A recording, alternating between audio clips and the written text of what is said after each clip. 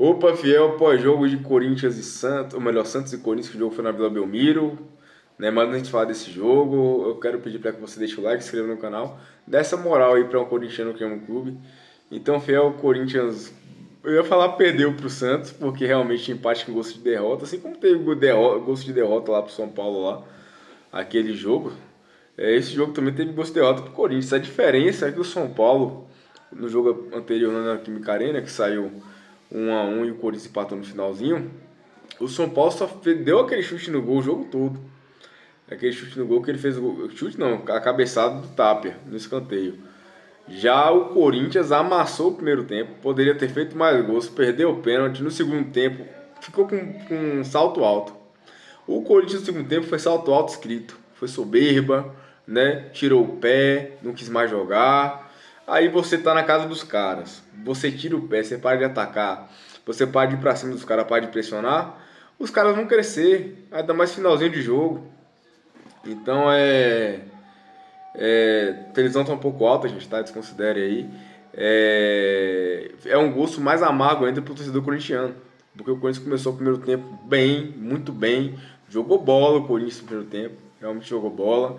Agora o Yuri Alberto não pode mais bater pênalti. A verdade é essa. Claro que a gente tem que ser feliz, tem que estar feliz aí pelo gol que ele fez e tal, fez o gol depois. Mas ele próprio tira o seu brilho. A gente pode ver o jogo contra o Flamengo lá, que ele bateu aquele pênalti de forma horrível contra no começo do jogo. E ele depois faz um golaço. Um golaço ele fez depois. Mas o pênalti que ele perdeu daquele jeito tira o brilho dele. Mesma coisa é esse. Ah, mas perder pênalti todo mundo perde, faz parte. Cara, o cara perde pênalti toda hora, velho. Quantos pênaltis o Yuri Alberto já perdeu pelo Corinthians? Coloca na cabeça aí. Pense, do ano passado pra cá foram quantos? Três? Então, assim, não dá pra ele bater pênalti. Claro que o 9 é o cara que quer guardar, quer fazer números, quer farmar gol, mas ele não é o melhor batedor de pênalti do Corinthians nunca. Se for, então, manda esses caras parar de treinar coletivo, parar de treinar tático, parar de treinar bola aérea e treinar só pênalti, porque não tem como. Não tem como a gente não ter um batedor melhor que o Yuri Alberto no Corinthians. Então, o Corinthians perde o pênalti, continua pressionando, faz o gol com o próprio Yuri Alberto. Né? Foi lá, provocou a torcida. Eu não sou muito fã dessas coisas. Claro que ele estava escutando muita coisa por ser um jogador do Santos e tal. Mas eu não sou muito fã dessas coisas de provocar antes do apito final. Né? Quem ri por último ri melhor. E por aí vai. Né? Enfim. Aí o Corinthians vira o primeiro tempo podendo fazer 2 ou 3. Mas não converte, não foi tão eficaz como poderia ter sido. Porque dominou o jogo. Né? O Corinthians dominou o jogo, massacrou o Santos na casa do Santos. Né? Só que no segundo tempo, o Santos não criava nada, não fazia nada, mas o Corinthians também não. Quando os caras tiraram o pé, como se tivesse 2-0 já, sei lá. Os caras tiraram o pé de um jeito como se já tivesse resolvido o jogo, e não. 1-0, bicho, jogo na casa dos caras é complicado. E o juiz, tá, velho? O juiz é muito fraco. Começou a distribuir cartão à torta direita sem precisão. E convenhamos, no gol do Santos, o cara ele poderia ter feito o mínimo do simples, que é... Vamos supor que foi falta. Tinha 2 jogadores fazendo a cobertura. Supor que foi falta do Gustavo Henrique. Tô olhando da perspectiva pro lado que foi falta. Que não, nem falta não foi, mas enfim. Vamos supor que foi falta. O Gabigol pegou e bateu e chutou pra fora. Pronto, foi vantagem, chutou pra fora, acabou. Dá amarelo pro Gustavo Henrique, já que foi falta, né? Tinha um jogador do lado, não era o último homem, então tá tudo certo. Mas o cara quer complicar, estragou o jogo pro Corinthians. Claro que eu coloco a culpa total não, eu coloco boa parte da culpa nos jogadores, sinceramente. Porque nos jogadores, no Dorival, sei lá, o cara correndo de moto pra caramba aqui.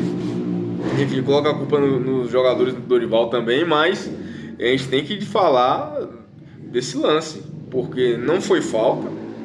O Gabigol continuou a jogada, chutou pra fora. Se fosse gol, ele ia anular o gol. Ele não ia anular o gol pra marcar a falta. Então ele deu vantagem. Gabigol chutou pra fora, ele volta, marca a falta, dá cartão pro Gustavo Henrique e não foi falta. E não foi falta. Então é absurdo, né? Tipo assim, é um juiz péssimo. Só que assim, gente, eu achei bom.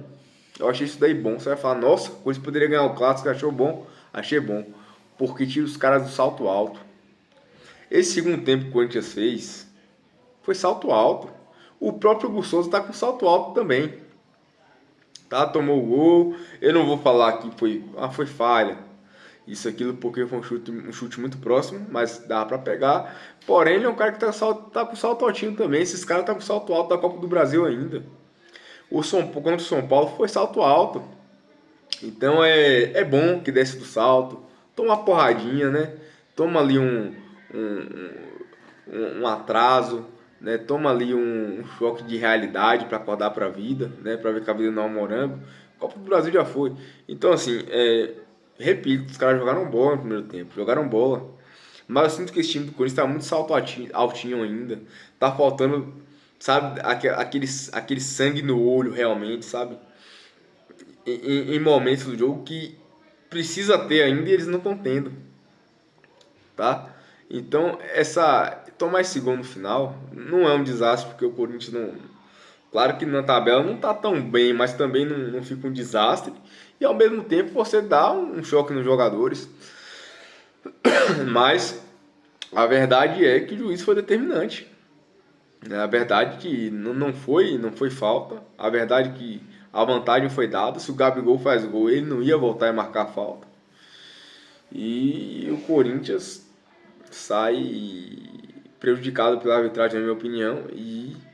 Mas a gente tem que observar, a gente tem que olhar o que a gente pode mudar. A gente pode chegar e ir atrás do árbitro lá e fazer ele revogar o lance? Não, já foi.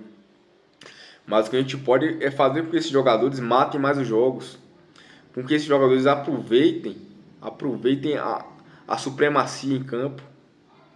Com que esses jogadores não achem que já ganhou estando com 1-0. Acho que o jogo já acabou estando por 1-0. Então, tipo assim, foi bom.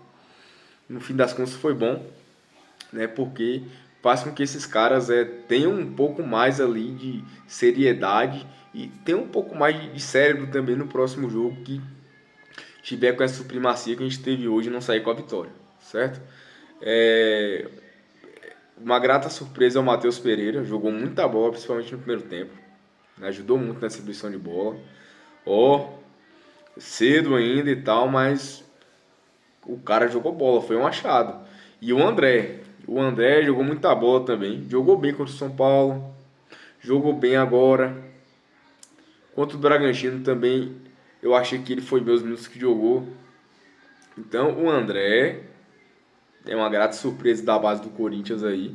E eu acho que esse ano vai ser só ele. O Dieguinho tem tudo para ser também desculpa, uma grata surpresa, mas quem sabe, né? O Corinthians parece que é atacante para ser revelado um a cada década, e olha lá, né?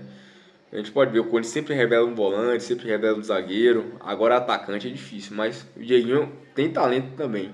Mas o André tá vestindo a camisa e não tá sentindo peso não, velho. Tá cachimbando, tá marcando, tá atacando, tá correndo, tá dando opção no ataque, tá defendendo bem. Então, uma grata surpresa aí o André. Então, fiel é isso. Comente o que você achou, se inscreva no canal, deixe sua opinião, se você concorda comigo, se discorda, não tem problema, quero sua opinião aqui. Se inscreva no canal, dessa moral pro corintiano que ama o clube e vai Corinthians.